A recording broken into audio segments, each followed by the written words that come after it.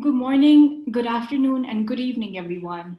I, Sayyida Rida, on behalf of Diversity Hub, welcome you all to the session on the Global Diversity and Inclusion Benchmark Standards, aligning D&I vision, leadership, and structure with organization sustainability.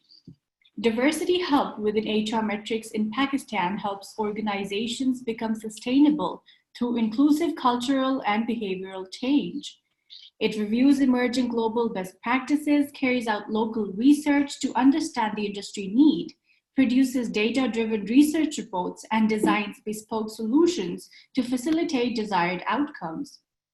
Every year, we conduct a series of interventions, and some of the recent interventions are the D&I Survey 2019, where 60 organizations participated and a report was published, the coaching program Women for Board, and going forward, we are having the GDIB Conference and Awards 2020. For today's webinar, we have three presenters, Duncan Smith, Lynda White, and Zahid Mubarik. Zahid Mubarik is the CEO of HR Metrics and SHRM Partner in Pakistan, and also member board of directors, the Center for Global Inclusion USA. Currently, ICEE USA has appointed him as the Chief Executive Director, HR Standards for Middle East, Europe, and Central Asia. He introduced the competency-based SHRM certifications in Pakistan and trained more than 200 professional executives. He led rollout of Global Diversity and Inclusion Benchmark Standard in Pakistan. I would also like to introduce Lynda White, President McLeod White and Associates, a Canadian company providing consulting services globally in areas of organization development, change, systems thinking, strategic planning, equity and affirmative action, diversity and inclusion, and leadership. We also have with us Duncan Smith, the founder and principal ADC Associates from Australia, and has 30 years of experience as a consultant, advisor, and facilitator working globally with corporations and governments in the areas of leadership, organizational culture, and diversity and inclusion. Their detailed profiles and email ID are given on our website, which I assume you have read at the time of registration.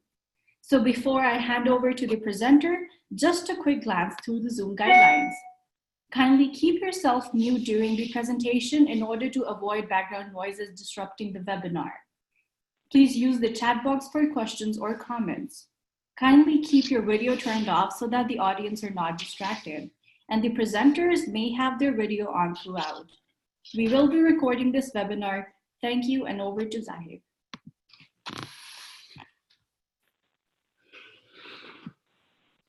All right, very warm welcome, and thank you all for your presence. We have international experts with us, and I would like to use this opportunity to give maximum time to the presenters. Just a few words about the topic, which is becoming more and more important in view of the Sustainable Development Goals. So for the sake of more clarity, I would like to cite a simple example with regard to the topic that why the organizations go for that diversity and inclusion.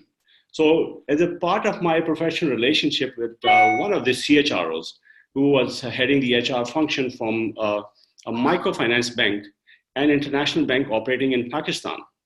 So I asked that person that why your organization is interested in diversity and inclusion, and they were really very excited about it. So he told me that our board of directors had asked us a simple question, that what is the ratio of female to male in Pakistan? And he said that we mentioned it's 49%, which is almost 50%. And the next question of the board of directors was that, do you have a similar representation in your workforce, in your clientele, and in your product and the services? And he said, obviously our response was no.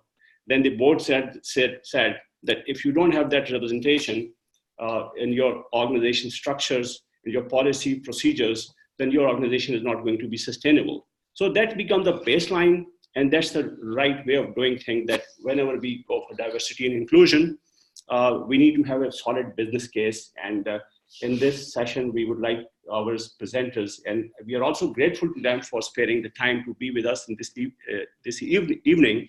And they'll be talking about the vision, leadership structures, and how they complement the sustainability of the organizations. So with this, I would like to request the Lynda White and Duncan Smith to assume the presenter roles. I'll stop sharing my screen, and over to you, Lynda. Thank you, and to Duncan. That's great. Thank you very much, Zahid. And it's a pleasure to be with you. Apologies for not being on the Zoom screen. We've had a couple of technical glitches, but we're on the go here, so at least that this is working. What we hope to do today with you is give you a little bit of grounding with the Global Diversity and Inclusion benchmarks, which I think, in fact, you're a fairly sophisticated audience. I think you have some good knowledge of that through some of the work that Zahid has been doing and the recent awards, which many of you have been participating in that process as well. So we want to give you a bit of grounding with the Global Diversity and Inclusion benchmarks, and then we're going to move through to talk about a few of the specific categories and how that fits. I'll ask that you hold questions for a few discussion points that we've got here this morning so that we can go back and forth. We do want to be able to answer any questions you have and also learn from you as we go forward. So with that, Duncan, would you like to just say a word or two as we start here so people have heard your voice? Sure, happy to. Thank you, Lynda. And yes, sorry, the technology is not quite working. So let me just double check, Lynda, that you are not able to see the slides on the screen. Is that correct? No, I can't. My Zoom screen is not working, Duncan, but I do have the slide deck up in front of me, the most recent one that you sent. So just let me know when you want me to change slides. I've got my screen shared now, so people are seeing the first title slide. But let me just also add, it's a great pleasure to be with you this afternoon in your time, evening my time, and morning Lynda's time. And I'm glad we were able to pull this all together. We were hoping to be joined by one of our colleagues, Naseem Yassin, but due to a variety of circumstances, she was not able to be with us at this time. But Lynda and I will do our best to cover all the material, and we both have a lot of experience in this area. And just want to also reinforce that we are very much looking forward to some conversation during this webinar and to our learning from you as well. So Duncan, would it be okay for you to be a bit closer to the mic for some betterment in the audio? Sure, yeah. Is that any better? Much better, thank you. Okay, I'll speak up. Great, okay, so Lynda, over to you. Okay, well, let's get going then. And the initial slide has our names on it, which obviously you have been introduced to us at this point. I'll just say that Duncan and I both wish that we had been able to be there in person. We were supposed to be in Pakistan for a wedding, and our visas didn't come through, so this got kind of delayed for us to be doing it as a webinar. So this is the next best thing. I've been in Islamabad before, and it's a fabulous place, and have actually worked with one of your companies in the mix. So it's a pleasure to reconnect with people there. So the slide that we're looking at is the Global Diversity and Inclusion Benchmarks lead-in slide, and and I'm going to refer to it as GDIB for ease of reference. It was crafted by Julie O'Mara and Alan Richter with 95 expert panelists from around the globe, so that it really was attempting to reflect a global standard as they did this work. The next slide is how the GDIB is set up to help organizations. It helps organizations realize the depth and the breadth of the scope of diversity and inclusion practices. It's something that will support organizations assessing their current state. And that's one of the key pieces that many people use this both as a starting point as well as evolving strategy as they go forward. It helps determine strategy, obviously, as I mentioned, and it lets us measure progress. So it helps us check our milestones along the way. Next slide, Duncan. The other thing that I think is probably relevant to you and to many people is that diversity and inclusion and sustainability are two things that we see working together. And the Sustainable Development Goals at the UN, these are some of the grounding things that many organizations globally have signed on to, and I'm sure that some of yours have, in terms of achieving these goals in the timeframes set out. And they're things that really do provide the links, as I'm sure you see in reviewing them. Things like quality education and lifelong learning. Most organizations want training and development. They want development in a variety of ways for their organizations. So that goal is a nice fit in a variety of ways. That's just one example. Gender equality, empowering women, pretty obvious for all of us. Sustained economic growth, productive employment, full and productive employment and good work for all. Infrastructures and inclusive and sustainable industrialization. Reducing inequality, it's a global issue. It's not akin to one country only. We all have the issue. And then peaceful and inclusive societies, and the very nature of the whole sustainable development process and being inclusive, and that's one of the things that we're about. So Duncan, I'm going to pass it to you at this point to pick up on some of the approaches information. Great, thank you, Lynda. So our topic tonight is around, this afternoon, is around aligning your diversity and inclusion vision, leadership, and structure with sustainability. And particularly working with leadership, as Lynda and I both do, we think it's very important to understand what is our own approach to diversity and inclusion. Why do we do this work? And in the GDIB, we've identified 5 main approaches to diversity.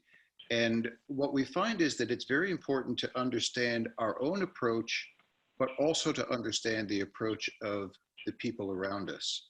So particularly if we are in a leadership role, why do I do this work? What is driving us to do this work? What we find is that all of these 5 approaches, whether it's your own competence, your own skill, whether it's compliance with laws and regulations, whether it's improving organizational performance through organizational development, whether it's about the fundamental dignity and value and interconnectedness of every person, or whether it is about social justice and treating people equitably and ethically. All of these approaches have great benefits. They also have their limitations. So it's important to understand how do we get the best out of all of these approaches, but also what is your approach? And I'm going to open this up for conversation in just a moment. What drives you to do the work, and what drives the people around you and the people in your organization? We were very interested that in the 2019 survey that was done by Zahid and HR Metrics, that 69% of the organizations said that their approach to D&I was primarily for social reasons, and 31% also were for business reasons, which would be the organizational development. So I'll just ask you to reflect on both your own approach and your organization's approach. And then, of course, if we're talking about diversity and inclusion, and it's very important to know what we mean by diversity. So I have, and as does Lynda, the opportunity and the privilege to work in many countries around the world, in many different types of organizations in different sectors. So if you think for yourself, when you hear the word diversity, what do you automatically think of? And I'll get you to respond in a moment, but just think of it for now.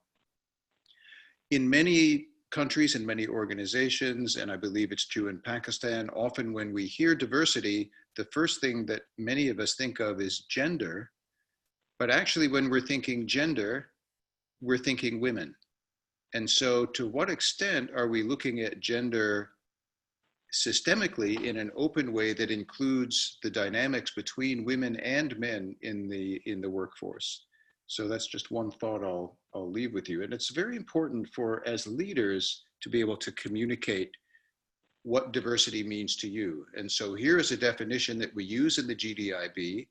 So there's a great deal of variety. And of course, all of these things can overlap and what we call intersectionality in some cases. So I'll just ask you to consider, when you think of diversity, what is most important to you? And then when you think of inclusion, a definition that we use in the GDIB is around the inclusive environment. I'll go to that slide now. That ensures equitable access to resources and opportunities. And so again, I'll ask you to reflect on, what does inclusion mean to you and for your organization and for your people? So I'll open that up now just for a couple of minutes. I'll and be interested to hear what responses you have. And you can either do this through conversation by unmuting your microphone, or you can also use the chat. Yeah, please feel free to speak. If you wish to speak, raise your hand so that I should be able to, we should be able to direct the conversation to you. If you want to write in the chat box, please do so. Great. Zahid, I will rely on you if there's anything comes up in the chat box that I should be aware of. Or you, Duncan. I think we came across a lot of reflections through a survey that what the inclusion means for the people. But I think good that if someone of the audience wants to say something, we also have, I think, Zahid Aslam. I hope, Zahid, you are there. He's the CEO of the ACCA in Pakistan, and ACCA is very proactive on the promoting the diversity level. So, Zahid, would you, if you are listening to me, would you like to share your perspective on the inclusion, if you wish to? Thank you, Zahid. Thank you very much. I think ACC is very keen in that, and ACC is one of the organizations, even in 1904, when the people did not, like the women did not have a right to vote in Europe, they started by including the women as a part of that process. And in 1909, we had the first women member in ACCA. And right now, if you see our overall management, we have got a 55 to 60% women population across the globe within the council, and our over 50% is executive management as consistent of women, again, from a different background. That's the composition of the management and the decision-making team, and similarly reflection in the student or membership body. But this is not important. The important is that we have got the accounting bodies which are way bigger, way older than ACCA, but they're never able to get to that global footprint which ACCA managed to do. So we always give that credit to that diversity and the social mobility which we generated in terms of the inclusion. And that's basically created that type of success for ACCA. So definitely we have got a lot of other proof points, but I think that's the most important for people to know. We started our journey in 1904 with a very clear agenda that everybody who really want to come and join, regardless of the gender and the social background, they should have an opportunity and we should entertain that. And that's created a success for ACCA globally. Excellent. I think a very good perspective. One more gentleman from the Telenor, Mohsen. As you know, the Telenor is being a Norwegian company, is quite very high on the diversity. So Mohsen, do you wish to? Please go ahead. Thank you. Hi everyone. Perspective. Yeah, so a couple of thoughts here. I think that as far as my organization is concerned, we have also done a lot of good activities, both in terms of diversity and a lot in inclusion also. Things like we have been putting efforts to bring a gender balance on the senior levels of the organization. We are involving a good mix of genders, etc., for key decision-making processes across the organization. and also putting a lot of focused effort, because I think that still whatever good efforts are done at the corporate level, still there is a sort of a resentment, a type of a fear, I might say, in pockets of talents, that what is going to happen to the other genders if we just only focus on females for their development, etc. But we have taken a shout. We have a female talent review. We have a female talent accelerator program, etc. So a lot of that stuff. But if I just digress from my organization, I think one or two of the challenges which I feel we have faced during this journey in my organization, in my past employer, or generally when I have these discussions with other peers is, how do you put across the communication or the narrative of this diversity and inclusion in the organization actually is a game changer. Because generally whenever you start, though you're talking about actually bringing a balance, but yet there is an element of fear, there is an element of maybe discrimination, etc. inside the organization, and in that the whole narrative that why are we doing it, as Duncan Smith and the other lady started off, that's absolutely important. That's what I had to say. So that's one thing which my experience has been, the narrative, the story from the leadership, then actions, they actually make the difference in this whole. Wonderful. So I think more thoughts are also coming. So I'm just noting everyone. So Duncan, please go ahead. We'll take on subsequently. Okay, terrific. So we'd like to just remind those of you who are familiar with it and introduce you, if you are not, to the GDIB model, just to make sure that we're clear about where we're focusing on this session. And as Lynda said before, I think this is a very sophisticated and experienced audience with the GDIB. So Lynda, if you would just like to, I'll just put up the slide with the model. And if you could speak to that, that would be great. Good, thank you, Duncan. And just going back to a few of the previous comments, we do hope that we'll get to satisfying some of your questions. I have some familiarity with Telenor. I did some work with you a few years ago, and I've watched some of the excellent work that you've done since. I think one of the things around the fears or the discrimination that sometimes has existed is if we get men and women working together on this and give them actual facts and information, it often helps us deal with some of those fears or the reverse discrimination kinds of discussions. And I hope we'll get to some of that a little bit later. So when we look at this GDIB model, really the GDIB is set out to ensure that diversity and inclusion work is done at the very highest level. And it really does provide a path for work to be done in a systemic way.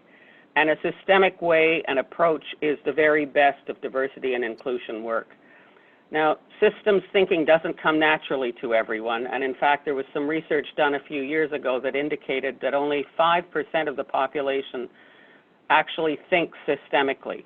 But as they did that research, they said the good news is it can be learned. So what the GDIB model really does is try and provide a look at the systemic nature of this work. And the model, you'll see all of the pieces are touching. There are 4 different areas here. There's the foundational work, which drives the strategy, and that's primarily what we're focusing on today, the vision, the leadership, and the structure. There is the internal aspects, and that's our talent, our recruitment development, our benefits in the organization, compensation and learning and development pieces. The external pieces, and that was a question I heard raised again, is, how do we communicate both internally and externally? So here, there's the thing that we're seeing more and more today is social responsibility. It's about our marketing, our products, and many organizations, as your survey indicated, are beginning to think, and maybe in early stages, of supplier diversity and what that means. So these benchmarks are being used around the globe.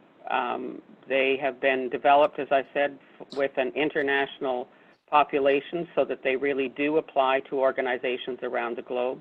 They're being used across countries, across cultures, across the various approaches. So As Duncan talked about some of the definitions earlier, those very much get customized by organizations as to what's the highest priority or what is important for them.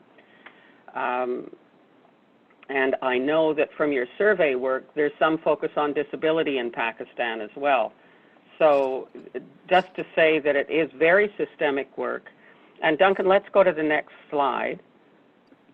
And this is highlighting those 14 categories. There are the categories outlined here, which I think you're pretty familiar with, because I know that this was part of the awards work, and in fact some of the very nice articles that have been written about the awards and the receipt of them. So the foundational work, the bridging, and under the bridging we've got things like the communications, the assessment, the measurement, connecting with sustainability, and if we have some time today we'll talk a little bit about sustainability of organizations. The internal, as we talked about. And when I talk about benefits, people sometimes lump compensation and benefits together, but the benefits here are pulled out in terms of things like work-life integration and the flexibility that we have in workplaces, which is increasing today. And again, we saw some of in your survey documentation. And then the external pieces. So I think this is pretty self-explanatory. So what we'd like to do here is just stop for a minute or two, and if there are any questions or thoughts that you'd like to share before we start talking specifically about some of the categories, let's just have a little bit of discussion. So over here, I would like to divert the conversation to Carol Ariano, who comes from the Canada, currently based in the Al-Han University as a CHRO. So Carol, please go ahead with your perspective, whatever you wish to say.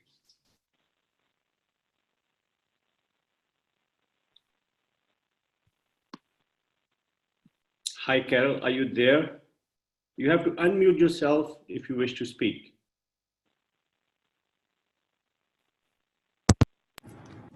There, can you hear me now? Yeah, we can hear you.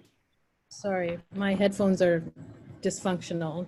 It's not a good technical day for us. Sorry about that. I was just going to make the observation that one of the contextual things that's really important in Pakistan in relation to inclusion and in relation to increasing diversity is to take extra steps to ensure that everything that's being done is by merit, is by full, open, proper application processes and so forth, which is easier said where we have multinationals who have those practices in place. But for those organizations on the ground in Pakistan, it's not as grounded, and it can be a particular challenge to everything about inclusion and so forth when too much depends on who people know and relationships and such. So that was the observation I just wanted to make in the context. All right, thank you so much. Dr. Hina, she's heading the TAP Foundation with, I think, very big mission. So Dr. Hina, do you have some perspective on what you've written over here? Your aim, I understand what you're trying to say is that's the mainstreaming of the vulnerable segment, particularly in the women cadre, but you wish to speak something? If you wish to speak, please unmute yourself. Can you hear me now? Yeah. Yeah. Actually, like we work in education, health and social consciousness, and we have from individuals to communities, we have lots of people to come across. So we sat for quite some time and decided on how would we describe inclusion and diversity, and then we developed consensus on the word vulnerable. So vulnerable could be a boy having lack of skills, or vulnerable could be a woman who want to participate in the economic activity of Pakistan in our case. Or we work for communities also, so there are communities that are that needs diversity and inclusion. So vulnerable is one word in which we can define, we define in diversity and inclusion specifically in our organization. All right, so I will request the speaker to respond to both the comments. The previous one, the Carol, I think that her point was very pertinent that on one hand, we talk about the merit, the equal opportunities. At the same time, we are not ready to accept in reality and we try to bypass the system. So Lynda and Duncan, how would you like to respond to it? Yeah, I can, and maybe Duncan will have something to add to it. The points that have been made are very relevant ones, and I think that I have seen them pop up again and again around the globe. People really do go back to merit. As somebody said to me many years ago when I started working in this field, when do people that maybe didn't have the opportunities in the past, when do they merit a chance to prove themselves? And I think, Zahid, you alluded to some of it as well. The idea that women have the education, the training, and how is it that we look at them as bringing the skills and knowledge to the jobs and giving them the opportunity to do it. I think that the whole idea of who you know and how people get ahead in organizations, again, I think that's very much a global phenomenon.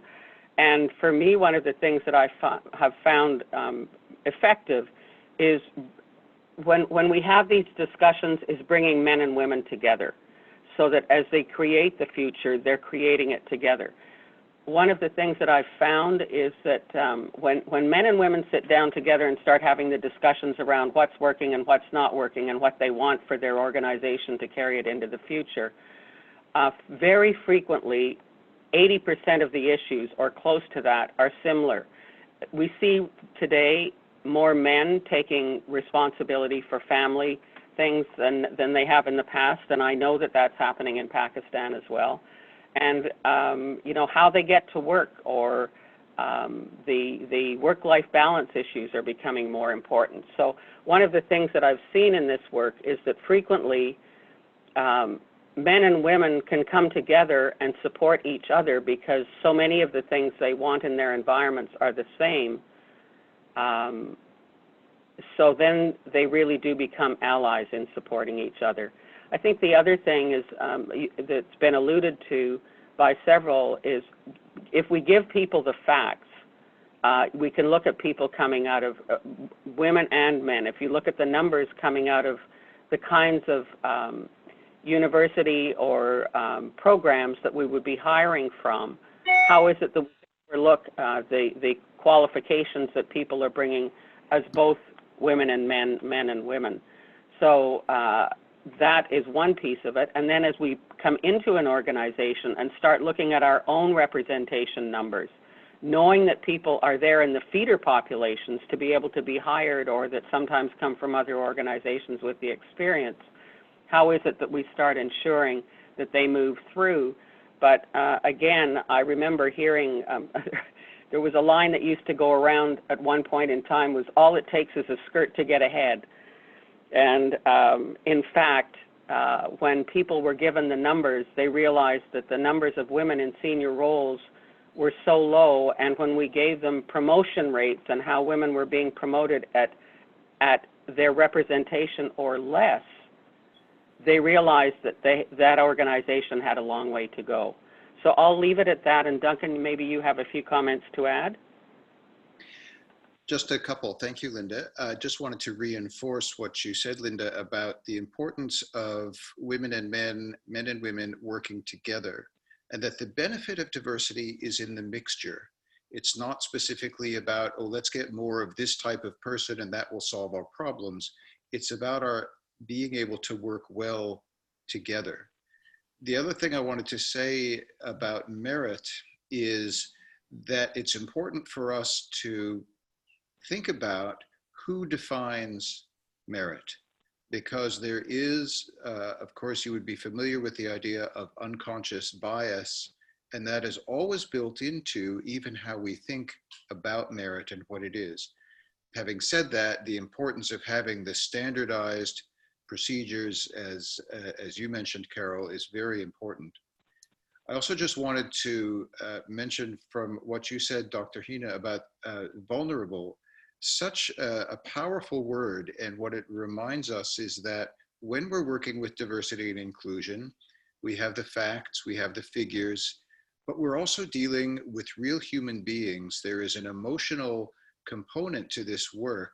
We need as leaders to use our emotional intelligence to have our compassion, our ability to recognize the vulnerable, the people who have not had power, and that really is where inclusion comes to life. So thank you for bringing that word to us.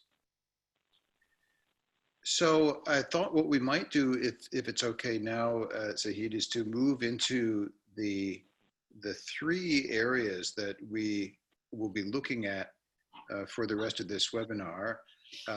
And they are, you can see on the slide, the foundation areas about vision, strategy, and business case, about leadership and accountability, and about the D&I structure and implementation. And what we thought we would do is that Lynda and I will give, for each one of these, a couple of examples from our own work experience, and then open it up to conversation, discussion for each of the three areas. So we'll do the first one, and then we'll move on to the next. So if we're okay to do that, I'm just keeping an eye on the time here to make sure that we get through everything. So I'll move to the next slide, which is about the business case. So your vision, your strategy, and aligning the vision and the strategy to your organizational goals. So I'll just offer a couple of thoughts around vision, strategy, and business case. First of all, that your vision, it's very important to understand what your vision is, that it's clear, that it's inspirational, that it connects people at the emotional level as well as just the words, and to create a vision, particularly around diversity and inclusion, with as many people as you can, and include the people who are resistant, who are, you might say, are challenged by the idea of diversity, that you are as inclusive as possible as you are creating the vision. And let me offer a couple of examples from companies that I've worked with. So one is this: we attract a diverse group of highly capable, innovative people, and we treat all individuals with trust and respect. So that's the vision. Again, the vision is the destination. It's where you see yourself going, as opposed to the mission, which is about what you'll do. Another very powerful or very simple, I thought it was powerful, that's my bias, I guess. Diversity and inclusion is the foundation of our culture, the platform on which all of our actions are built. So your vision might be, for your organization, to be an employer of choice, to be attractive to all people, to be more flexible, to value different work styles, to be an organization where all people are listened to and able to contribute. Might be to mirror the available workforce in the community, and that the management will mirror the workforce. So those are just a few examples of organizations I've worked with. When you come to strategy, a couple of examples here. One organization I worked with divided their strategy into 4 pieces. One was around leadership and accountability. The second was communication and outreach. The third was recruitment, development, and retention. And the fourth was measurement and evaluation. And you can probably see some real connections here with the GDIB, but having that strategy organized in such a way, like the key components of a strategic approach, meaning that you need to integrate diversity and inclusion into your existing systems and practices. So it becomes not just a separate activity, but something that is connected with everything that you do. That you develop, support, and recognize leadership in the diversity space, and that you build an infrastructure that supports inclusion to make sure you have accountability at all levels, that you do have communication, and that you're building some best practices. And so then finally, we have the business case, or vision, strategy, and business case. So it's critical when you have your business case that you start by agreeing on a common understanding and definition of diversity. And then you identify what are the business drivers of the organization. And often when I'm working with executives, if I have when I have the opportunity to interview people, I'll start by saying, let's forget about diversity for the moment. What are your core business issues? It's almost like, what's keeping you awake at night? It's probably not diversity. There's probably something else that is really critical for you as a business issue. And once we know what those are, then we find the links between diversity and inclusion and those key business drivers. So that diversity, again, it's not just something you do for its own sake. It has a purpose. It's to help you achieve your business goals. And so some business case examples from my work experience: higher productivity is the business case. We can't afford to waste the talent that we're paying for. For some organizations, it's creativity and innovation. For some, it's better understanding of customers. Sometimes it's better recruitment opportunities to appeal to a wider talent pool. It could be lower costs or increased motivation.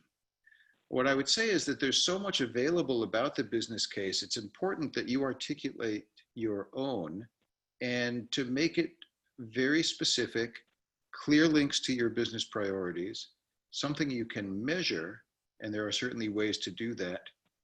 And the final thing I'll say about it is the key question, particularly as leaders, is to be able to say, what's in it for me? So what motivates me as a leader? What is my personal business case? Because often, we don't naturally think about diversity and inclusion as our top priority. So what's going to keep it top of mind for you? So what's your own business case? So with that, I'd like to open it up to comments, to questions. Lynda, if there's anything you'd like to add in terms of the vision, strategy, and business case, or anyone in the group, if there's anything you'd like to add. Can I ask a question? Yes, Mohsen Saab, please go ahead. Thank you, Duncan, for enlightening us and giving us a very good framework. I have two questions, as a matter of fact. Is there any template or a framework, the ingredients you have mentioned for developing vision, first of all, especially from the diversity and inclusion standpoint? And then diversity is all about relationship and values. And if I say that between relationship and fairness, what one has to choose then? Can you say a bit more about the second question, about the between relationship and fairness? Between relationship and fairness, what comes first? Wow, great question. Both questions are great.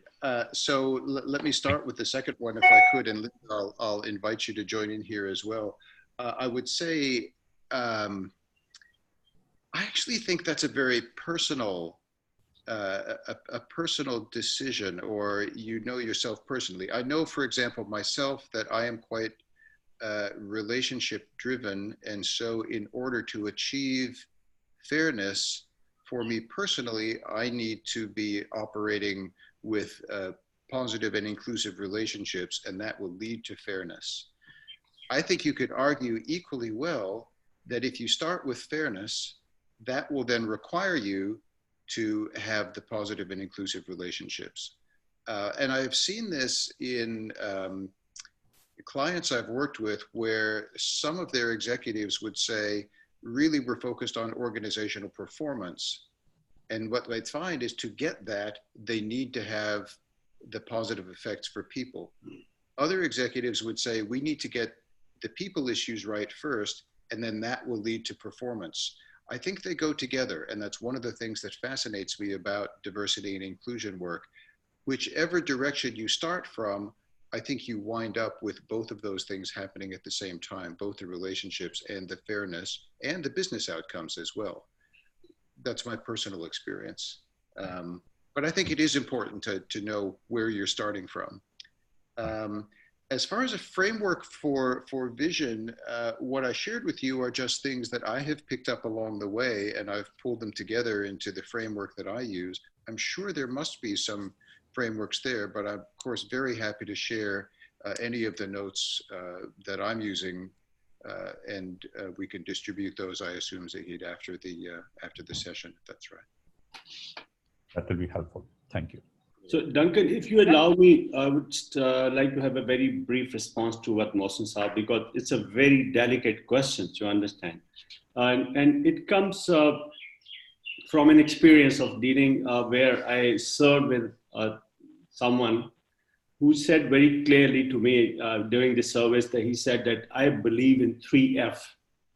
And we were excited to know what are those 3F. And he said that it's frank, fair, and firm. And we literally could see that person being very fair, frank, and firm in all the dealings. So I think the confusion arises when we are frank with someone, we think that there would be a compromise on the fairness. But again, obviously, if you're not trying to be unfair, obviously it's not sustainable. So yes, it's easier said than done, but I think we can also take comments from other people also. I think we have 33 people over here.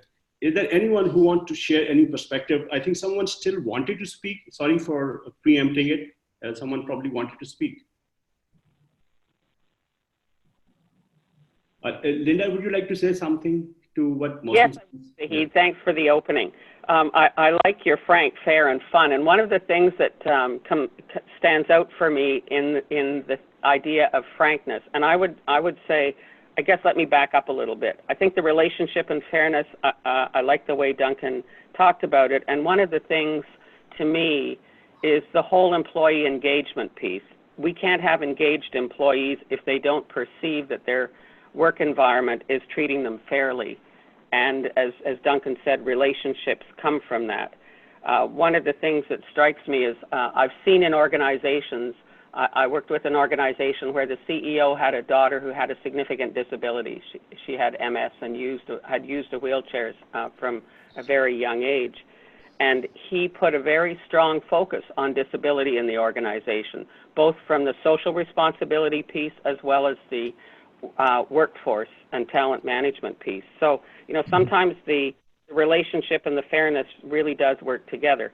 The other thing that I liked in the frank, fair, and fun idea is one of the things that often happens when we're dealing with people who haven't been in the organization before or are minorities in whatever way we might look at it in organizations is sometimes people hesitate to give direct feedback. And that means that people don't get the opportunity to improve, or they don't know how well they're really doing on the job. And one of the things that every group that I've ever worked with has said, if I'm a minority, I need the feedback just like everybody else gets the feedback, so that I can maneuver and change my performance if need be. And it's one of the things that a lot of people are scared to do. In many organizations, people have said, well, I'll have human rights people or equity people coming after me. That whole performance feedback, I can't tell you. I've been dealing with a couple of clients recently where it's just not in their culture. And 90% of the population want feedback. So I like the idea of frank, fair. To me, those two really do work together. So I'll leave it at that. The other thought tied to the structure, I guess, around developing a template around vision. One of the structures that I've used in the past with clients, and I was also an internal at one time leading a global D&I function for a large multinational. The structure that some people look at is workforce, marketplace, and the structures of the organization itself. And if you think about how those three are important to you as you create a vision, what is it, again, that you want to accomplish if you think of your workplace and your markets and how you maximize your opportunities across the structures of your own organization, whether it be regions or businesses or things of that sort. So I'll end on that note and throw it back to you, Zahid. Wonderful. Thank you. So Duncan, there's also one more question. I leave it to you whether you want to respond it now or do you want to connect with it with the latter part of the conversation. That is by Natalia. She is from the US and she said that she wants to know more about the connections between diversity, inclusion, and the engagement. So up to you. You want to respond it at the moment or subsequently. I think, and Lynda, you were speaking to that a little bit. I'm thinking that we can weave that in as we move forward. I'm conscious of keeping to our time and knowing what's coming. So what we might do is then move on to the next category, which is around leadership and accountability. And Lynda will be taking the lead on this one. Okay, thank you, Duncan. So in this case, we're a couple of the high-performing areas of this would be leaders seen as change agents, role models, and inspiring others, and showing the individual responsibility around some of that. And if that is happening, what you will also start seeing as employees are rating in engagement surveys or employee opinion surveys that are done, you're going to see them rating their leaders as treating them fairly and inclusively, and that's really one of the things that we want across all levels of an organization generally. So let's look at the idea of leaders as role models and change agents. Some of the examples that I've had and have worked with in the past and would incorporate into plans for organizations that I'm working with. Things like speeches that are done inside and outside of an organization by your leaders, by your senior people, by anybody who might be speaking on behalf of the organization, both internally and externally. We've looked at percentages as high as 25% of all of the speeches that are done over a year to include commitments and personal learnings and why diversity and inclusion is important to that person speaking as a leader at whatever level they're leading. Thinking about modeling inclusive behaviors. So we know that leaders are held to high scrutiny. And in that case, their behaviors are watched for how they treat people and how they lead. So to the extent that we can model the inclusive behaviors, ensuring that everybody's voice is heard around a meeting table might be an example.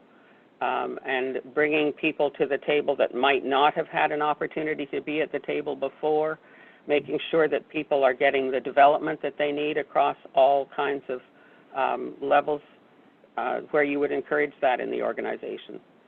And kind of tied to some of that is calling others on inappropriate behaviors. The language that we use or the behaviors that we see in an organization really do set the tone, as we all know, for the culture of what an organization is. And I can recall in some of the gender work that organizations that were in early stages, I remember senior leaders at times suggesting to people that the language they were using, and they did it in a gentle enough way that doing it in front of other people. An executive I can recall talked about the girls, and the leader of that organization regionally said, you know, that's not really language that we're using in this organization anymore. We're talking about the women in the roles that they're in. And that simple thing started changing the tone of the conversations with the leadership team and the people around, and sending that message at all levels of the organization. And likewise, if we see inappropriate behaviors around discrimination or someone being put down in some way, it's important that we call the behaviors whoever we are. Another opportunity is things like the books that we read. One of the things that we've done in some organizations is give leaders some good books on a wide range of diversity kinds of issues or cultures, or books written by people who don't look like me, whoever I am. And the book reports have been done, interviews could be done, the book can be passed on, but one of the things we found is that if people know that these are the books that their senior leaders are reading, they will want to get their hands on them too. Just as we all read the latest business books or the latest books that whoever are some of the people that we admire are reading, we want to get our hands on them. So you have that opportunity as well. Things like looking at cultural curiosity. It's one of the things that is important for most of us as we expand our horizons. I'm sure many of you are traveling globally, and that means that you're having the opportunity to look at cultures with a different lens, and how do you bring that back into your own environment and encourage it with others as they start learning and thinking about different cultures as well and expanding their horizons. We've also worked to encourage people to be members of boards in organizations, again, of people not like me or not like whomever we are. So if gender is your focus, maybe you want to have men involved in some of the organizations around your community, specifically supporting women, so that that's an opportunity for learning and support and allyship in a number of ways. If it's disability, you might be able to see people involved in organizations of and supporting people with disabilities, possibly around employment issues specifically. Then I would also say that the idea of coaching and welcoming coaching. I've had opportunities, as Duncan has, to coach at the most senior levels of an organization, and to be invited in to provide coaching in a safe environment for senior people who want to learn and want to know how to position things when they're working with the language that they want to use, the behaviors that they want to portray, when they're speaking both internally in the organization, when they're doing media work or external work. Those kinds of things are all very important as well. I'm going to shift a little bit to things like accountability. There are, as we start putting in motion the kinds of things that we want to implement and see happen in an organization across all of the levels of an organization, one of the things that we can do to get to that stage is something that's often called cultural audits or needs analysis. And this is kind of getting the ground that we walk on and knowing what's working and what isn't working for people. There are ways to do that. You can do that with interviews and focus groups and surveys. Frequently it's done with an external person so that there's a high level of confidentiality in people speaking up. The recommendations then come back, and you can start then charting implementation based on recommendations that are done. So that's one way of starting to build a plan and looking to the future of implementation across a wide variety of initiatives. And things like engagement surveys or employee opinion surveys. One of the things that gives you is a check on the system to see where people are at across an array of issues. Generally speaking, most organizations have gender breakdowns. Our benefits information in organizations requires male and female breakdowns at least. But if we're going beyond that, we really do want to ensure that in some way we're able to identify the equity groups or people that might come from other minorities if we've determined that those are some of the groups that we want to track. But at very least, we need to start looking at the breakdowns in the case of, if it's gender, the breakdowns in how men are viewing things and how women are viewing things, because often those are some of the places where we do see disparities pop up. But what those surveys also do is give you a baseline so that if you are implementing and you are going to move forward with change initiatives, you can do, many organizations do a 1 year to 18-month cycle on engagement surveys or opinion surveys, and it gives you an opportunity then to get a grounding and start measuring your progress. And the global diversity and inclusion benchmarks are another way for teams or businesses or regions to be able to use that as an evaluation of how things are progressing as well with your reach. Change initiatives. If you're going to undertake change initiatives, showing the support, and that support for me is very clearly both financial and human resources. Many organizations, if you're working with people that are bringing external expertise if you don't have it internally, or some of the best I have seen have also been partnerships where I or others have partnered with someone inside.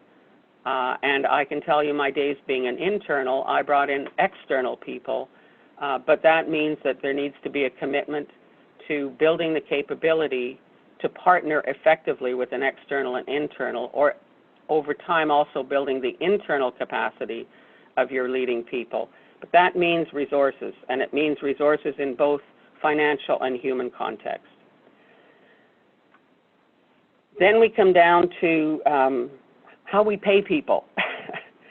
And organizations that are serious about this in terms of accountability usually put some of their merit or bonus pay on the line with their leaders and management people. And those ranges I have seen anywhere from 5 to 25% of annual pay. Usually I find it's in the 5 to 15% area, but I will tell you there was one organization in North America a number of years ago.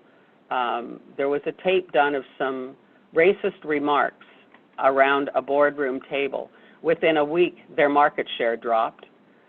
And within a very few weeks, their D&I lead and their CEO had determined that 25% of their annual income would be tied to their diversity inclusion goals. Now, that was a very extreme measure because of the what had happened, and it negated a lot of good work that was going on. But none of us want to be in that position. And if we start putting the accountability in place at some reasonable percentage for an organization, it means that potentially we won't have those kinds of experiences. And I guess the last thing I would leave you with in this before we have a bit of discussion is there are organizations around, and I know that there's one in Pakistan, of male champions of change or men as change agents. The UK has the men as change agents, and I know that you have the champions of change. One of the things you can do clearly is become part of these groups. I will say that I really have a personal bias towards wanting to hear women's voices in this as well. But to me, this is really a way that men can also be allies as long as they're paying attention to hearing the women's voices. And the goals of these kinds of organizations generally are to achieve greater equity and opportunity at the top levels of organizations. So let me leave it there and come back to see if there are any questions or discussion you might want to have around this. So Zahid, I'll let you facilitate that.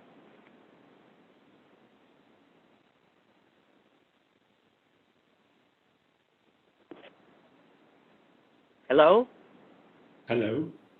Okay, Yes, Zahid, okay. Zahid? Yeah, I think one of the participants, Mohsen, had some perspective, and he was trying to have we were trying to relate to the previous question of the Mohsen. So Mohsen, you have the opportunity now to express whatever you want to say.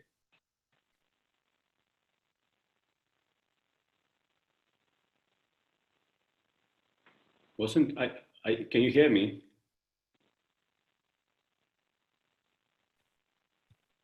Hello? Yeah, hi Zahid. Yeah, go ahead.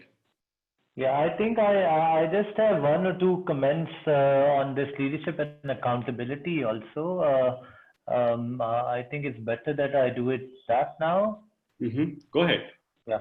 So I think very important points. My experience has been, and on the last point when we talk about accountability, and a lot of time organizations try to put them in terms of goals and sometimes make them stretching goals. For example, 50% representation of a particular gender at a certain level in the organization. I have seen it negatively working because what I feel working on these type diversity and inclusion, particularly to be sustainable in the long term, it doesn't have to be a target to be achieved.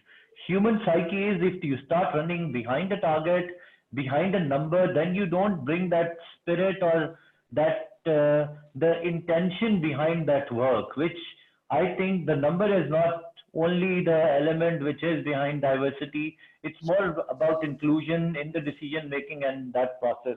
So that's one thing which I think that I feel has to be avoided. The second thing is, I think, as you have touched upon in leadership, role modeling is, I think it's the best formula. In my view, it works really well. And when I say role modeling, a lot of time what we miss is that, yes, we start working on male champions, which is equally important. That's a very good initiative.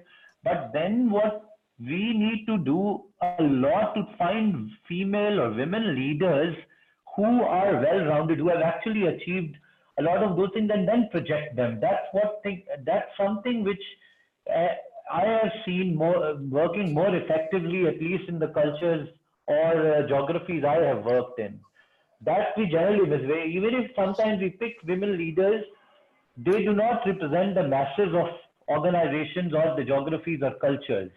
So, and that's an important task to be done by leadership. So please bring I think if you can also share your thoughts on it, how can we actually bring role modeling into life, identify women leaders who can actually develop more women leaders and build a belief inside the organization that actually this is working well for the organization. It is not just one of the KPIs or bonus goals which we have to do. I think the two very important components, I would like to go in the reverse order in the way you have expressed. First of all, the role modeling. And it reminds me to an observation where I, not through a survey, but through a more personal conversation, I keep asking people, what is the level of comfort of a woman serving, having a woman as a boss? So, so that on one hand, you're talking about the role model, it means that creating more opportunities for the more women to come forward. So over here, I think we would like to hear others' perspective also. And would it be okay, Ghazala, can I have your perspective on what Mohsen has said? Subsequently, I'll request the other speakers to talk about it. So is there anything you wish to speak?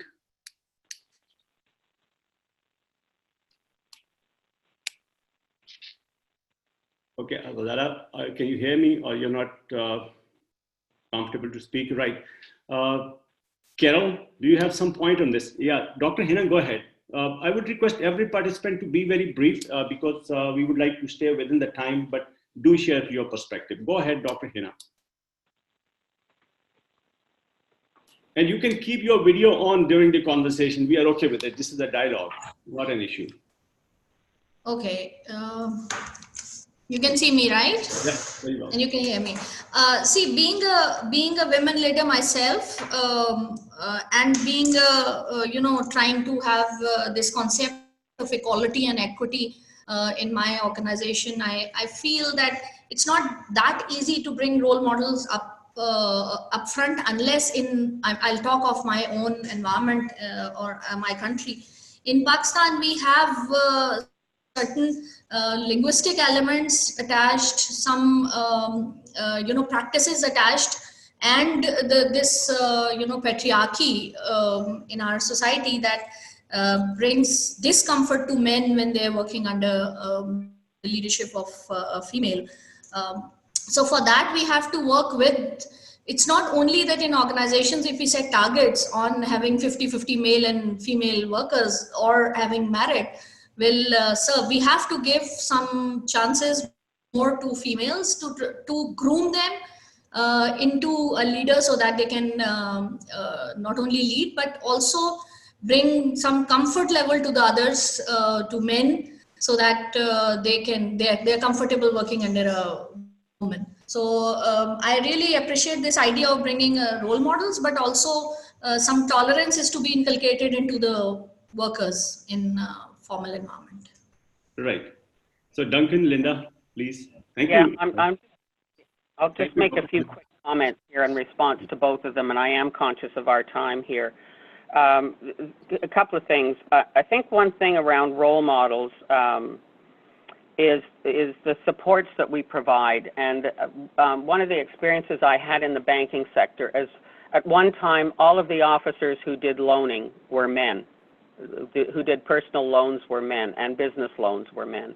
And over time, as more women started being recruited into the organization and getting the management training to do those roles, we would have in some areas, particularly rural areas in North America, people coming in and saying, I don't want to talk to her. And what our management team did was, please give it a try. She has the skills, she has been well trained, and we believe she is well able to serve you and meet your needs. So I think, some of those simple kinds of things are some of the role models. And I also hear you, Dr. Hanna, on the discomfort of men. But I think as people see that the skills are there, it supports that advancement. And I know that it's a process of time in some cases, and I know that there are all kinds of cultural underpinnings on that as well. The other question that came up around targets and goals that are set, you're absolutely right that the goals have to be achievable goals. You have to look at the opportunities there are for change, and this is not about putting people out of jobs or putting people into jobs for which they are not skilled. And I find that if you look at tracking things like your recruitment, who's getting training and how men and women are getting training, and you look at who's getting promotions, and if you're looking at your feeder populations and growth through the organization, particularly if you do a great deal of promoting from within, those will all let you give people facts and say, if we've got 40% women in an environment that we're drawing from, we can't promote necessarily 60% women because we've only got a 40% population to draw on. And providing people with some of those facts often will go a long ways towards sorting out some of the anxiety around these kinds of things that people see as hard quotas, is the word often used. So on that note, I'll finish this discussion, and I think in the interest of time, maybe we pass this to Duncan to pick up the structure and implementation. Thanks, Lynda. So yes, our third category here is around the structure and the implementation. So this is very much about how do you put these things into practice. And again, we'd like to offer you some examples from our experience and then open it up to the conversation. So as it says here, that the most senior D&I professional is in fact an equal and influential partner on the senior leadership team. So I think the first part of the structure is who has the responsibility for diversity and inclusion. And I noticed from the survey done by HR Metrics, the 2019 survey, that 12% of the responses had a D&I manager reporting directly to the CEO. And of course, there is the idea of having a chief diversity officer, someone who is an equal member in the C-suite who is responsible for diversity. One of the things that I've certainly seen is very frequently diversity and inclusion is put within the human resources function. And I guess what I'd like to say is there's not one way to do this. There are many, it's like a vision. There are many ways to achieve a vision. So there's not one right way to do this. One thing to be aware of by having diversity and inclusion in HR, what I have seen in some organizations is that operational managers will say, that's not my responsibility. HR will do diversity and inclusion. I don't have to think about it. And best practice is in fact that diversity and inclusion is embedded in the business, that it's actually everybody's role. So that's something to just consider, to how do you make sure that people know that diversity and inclusion is everyone's responsibility. I've certainly found it very important and useful to have some kind of a diversity advisory council. Now, again, there are different ways to do this. My personal preference, and one that I've seen very effective in many organizations, is that this council is a cross-functional team. It's almost like what I'll call a diagonal slice of the organization. So you have all of the functions represented, you have very senior people, you also have junior people, and you're making sure that you are capturing the diversity that you're talking about when you say, well, what's diversity? So gender, that you have equal numbers of men and women, that if it's disability, if it's culture, whatever the aspects of diversity are, that those are well represented and balanced, that you have both full-time and part-time resourcing. But if people are going to be part of that Diversity Advisory Council, in addition to their regular roles, that they're given some compensation in terms of time or recognition that this is actually an important part of their job. So again, people have different opinions about this. Sometimes part of the structure will be employee resource groups. My own experience is that in some cultures, those work better than others. These would be, so for example, a specific women's group, or a group of people with disabilities, or specific racial groups or cultural groups. There are some countries in North America that seems to work quite well. I would say in Australia, it doesn't work. It's just not a strategy or a part of the structure that works in this culture. So finding out what's going to work culturally for you is very important. And then that D&I is well integrated into the core organizational systems and practices, as it says here. So that's getting into the implementation piece. So, you know, the key components of how to implement, there has to be, and again, there's repetition, there's some overlap here, but you have to develop, support, and recognize leadership in this space.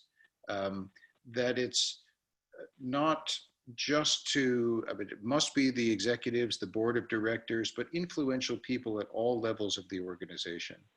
That it's not just a top-down implementation, but that it's top-down and bottom-up and also lateral. Building the infrastructure that supports inclusion through your HR strategy, through your corporate and business unit and individual measurements, scorecards, and metrics. Making sure that accountability is defined at all levels. Again, organization-wide, but also individual business units. Different geographies will have different issues around diversity and inclusion. And then making sure that you have a very clear communication strategy, which has multiple parts to it. One of which is what's in it for the company. So you're communicating what are the benefits. I mean, this is essentially the business case for the organization, but also what's in it for me, what's in it for you as a person reading this. So you need to understand your audience and craft your message and manage the expectations of the workforce and make sure there's two-way communication. In terms of implementation for you as a leader, what can you do to make sure that D&I is well integrated? Well, the first and most important thing, and we've touched on it before, is to convince yourself that diversity and inclusion is good for the organization and good for you, and to be able to communicate that effectively. We've talked about the role modeling, which of course you need to do, and to influence the people that you are able to, like who is in your sphere of influence. Look for opportunities to seek a different perspective from someone completely different to you, and be patient because culture change takes time.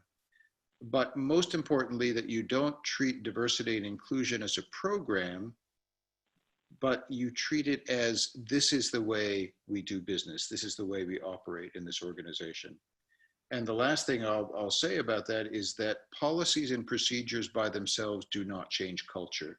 It's leadership that changes culture. There's a model that the male champions of change, which I know you have in Pakistan, we have in Australia. They use a model called the leadership shadow. The idea is that leaders cast a shadow in the organization. People look to you, leadership in this area, so you need to be able to understand your own motivation and to communicate at the same time. So I'll pause there, and Lynda, if there's anything you'd like to add, or we can open it up for any questions, and then we'll have some time to just talk briefly about sustainability before we finish. Okay, I will just add a couple of things, and if we have to let sustainability go, we can let it go and just pose the question for people to walk away with in respect of time. But a couple of thoughts on the structure and implementation.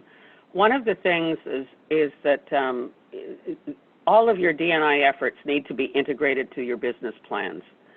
And that's at all levels of the organization that you're doing business planning.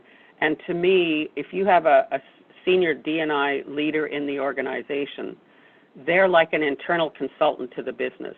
How wonderful to be able to have free consulting services to help integrate to your business plans the D&I pieces so that it's supporting your business plans. When their marketing efforts are being directed, you've got an internal specialist that you can call in to ensure that it's integrated so that everything you're doing is reflective. And I guess the other thing I would say about implementation is that in some of the experience that I've had, when there are a number of different businesses or regions or different cultures within countries, if that's the case, one of the things we've set out in some cases is what are the non-negotiables of our effort? What are the things that we absolutely need for every aspect of our organization, every region, every business to do? And there are some core things. If we had, as an example, if there was harassment going on and we needed to up our practices around ensuring that there was no harassment, we would want that to be organization-wide. But there are a number of other things that we might then look at implementation as being customized for individual regions or businesses or areas of the organization.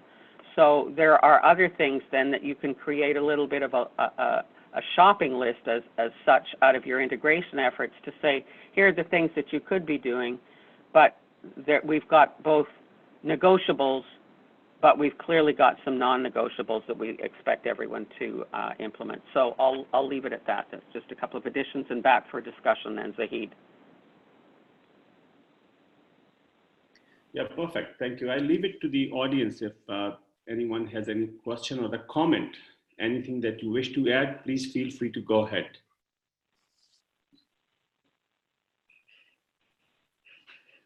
So maybe Lynda, if we can go straight to the sustainability, we can ideally, if we can cover it up, that would be better. And toward the end, then we can seek the question or the comments from the audience. Would that be okay? Okay, that's good. And maybe then what I'll do is I'll pose the questions and then give a few examples and then just ask people to think about it. Right.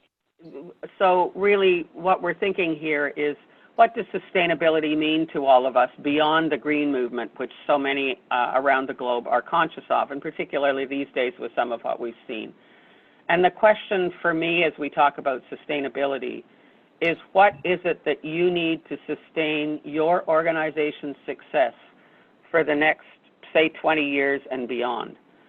So for most of us, we look at things like we need to have the talent coming in our door.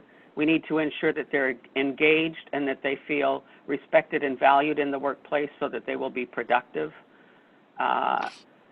And we want the productivity, and we need to look at market share and how we're going to adapt to shifting markets in many cases. Those are just a few of the things that come to mind. One of the things that the benchmarks have called out is the links between sustainability and diversity and inclusion, and those are some of the things I was trying to get at. And again, going back to the sustainability objectives of the UN, there are 5 P's called out there. That's people, planet, prosperity, peace, and partnership. But clearly people, prosperity, and partnership are 3 of the very key pieces around building sustainability of our organizations. So with that, Zahid, I'll pass it back to any discussion or questions that might come up on sustainability. So one of the questions that I can ask, that out of your experience, without naming the organization, if you want to keep it confidential, you or Duncan would like to share any classic example where you could see these connections, and particularly what were those connections? How could you see the results or the manifestation of these connections? So any thoughts on it? I guess one of the places that I could go with that, and one of the easiest ones to me seems to be marketplace. You know, how do we sustain or grow our markets? We, in North America, you know that there's a significant indigenous population. Some years ago within the financial services sector, we didn't have very many indigenous people working in the environment that I was working with at that point. And there was huge land claim settlements being made, which meant that there were billions of dollars going into the indigenous community. So one of the things that meant for us is that that environment needed to hire indigenous people who had the skills and the ability to be able to interact and meet the needs in a respectful and culturally appropriate way. So that meant that we were going to bring in different talent to be able to sustain the organization and build the profitability. And those are the kinds of things that are happening as we see people move to different channels of how we provide products and services. If we don't start thinking about the future, how is it that we are going to sustain? One of the other things that's happening globally right now, in many environments at least, is the talent pool. The birth rates are lower than they have been in the past in many parts of the world. And there's more of a, I'll use the jargon, war for talent than there used to be.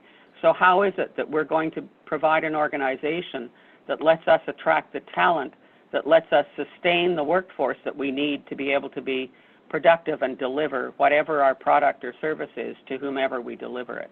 So I'll leave it at that. Brilliant, thank you. Duncan? I think the only thing I would add is that what I see with global organizations, and despite the fact that politically there is more polarization and almost more focus on nationalism in some countries, that in the private sector, the global organizations understand that we are all on one planet. That's one of the P's here. And that we need to be able to work effectively across a variety of cultures to build partnerships. And I think that there is a real opportunity for the private sector to take the lead here in generating these partnerships, bringing people together. And I certainly see many of my global clients doing this, having in fact more awareness and understanding and focus on cultural diversity and how we work together better. I think the private sector is doing that in some ways better than the politicians in some countries. So conscious of our time, so I'll leave it there. Yeah. I would add to that just very briefly, Duncan, that those partnerships with community organizations in terms of talent and market and the planet, all of those have been, I've had experience with those for 30 years under the diversity lens, and they're often an excellent source for talent, as they are for a number of the other things as well. Wonderful. In fact, I asked a similar question to one of the business leaders, and in fact, that was a Pakistani company based in Karachi, but they had their manufacturing plants in the interior Sindh. And they were of the view that we had to literally import the talent from Karachi because Sindh is a very remote location. So we needed a middle tier people in bulk. That's the diploma holder in the electrical and the other technical cadres. So they wanted to build a technical college in the interior Sindh, which is a rural area in Pakistan. But then they said that we thought that if we build a college, still we will not be able to have the people who are even eligible to get entry into that college because you need some basic level of education. So in order to do that, we have to start literally from the primary school so that you have people at least who are in a capacity to have the right education to be able to get into at least a diploma education so that we can utilize them. And it's now after a considerable time frame that now we have the indigenous people who are working over there, and they're more sustainable for us. And it was a long time investment, but it has got a huge payoff because previously our business was not sustainable because of the huge cost and the uncertainty of the talent that we had to bring from the other parts of the country. So that I think was a classic example of that I saw in my own country. All right, the time is up, but still I think we are open to have any comments or the questions from all the valued participants for another 3 to 5 minutes. So please feel free to let me know if anyone wishes to speak. Otherwise, we can close this discussion. Zahid, can I ask one question? Yes, please, go ahead. I have a question from Duncan and Lynda both. You have mentioned one of the category about the communication skills. Because diversity is about differences in assumptions, beliefs, biases. Is there any good framework to remove these biases? Because come what may, you may set different definitions, but at the end of the day, it boils down to one thing. It boils down to only one thing, that is communication skills. So is there any way, is there any book you can recommend, or is there any pattern, we can use to remove these biases and beliefs and assumptions? Because this is very important, I feel. Your comments, please. So if I could, we may have some different opinions on this, but my own opinion is that actually we don't get rid of our biases and our beliefs and our opinions, but we get to know what they are more clearly, and that there are certainly techniques available to do this. There are quite a number of books and approaches that we can recommend. Maybe, Lynda, you and I can put our heads together and agree on some that we particularly like. But my own focus in working with bias is that we become more aware of the biases that we have, so that as they are the way our brains are designed, we actually need biases to be able to function. But if we know what they are, then we're not limited by them and we have more flexibility. And I can certainly give more information on that offline, or send things to you, Zahid. Lynda, what's your thought? My thought would be, I guess first, one of the things is none of what we're talking about today is going to be accomplished in 6 months. These are all on change frameworks, as you well know, and change takes usually a 3 to 5 year shift in an organization. So I think that's an important piece of us talking about this kind of work and any initiatives that we do. But I think, to your point, I think one of the ways that we start changing behaviors is we do have the right as employers to expect certain behaviors in our workplace. So very often when we do that, we're beginning to shift the cultures outside our organizations.